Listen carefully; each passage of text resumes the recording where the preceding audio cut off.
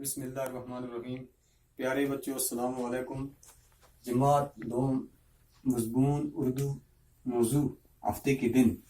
तो बच्चों, आज हमने हफ्ते के दिनों के बारे में पढ़ना है।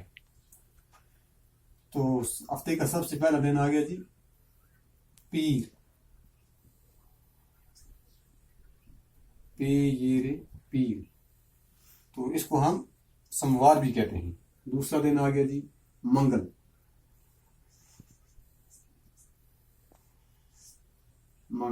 इसको हम मंगलवार भी कहते हैं। तीसरा दिन आ गया जी बुध। तो बच्चों, हम इसको बुधवार भी कहते हैं। चौथा दिन आ गया जी जमरात। जीम मीम एन रे अलफ ते जमरात। पांचवा दिन आ गया जुम्मा।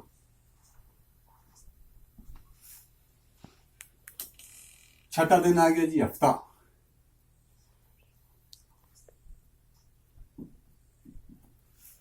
तो बच्चों, हम इसको शनिचरवार भी कहते हैं।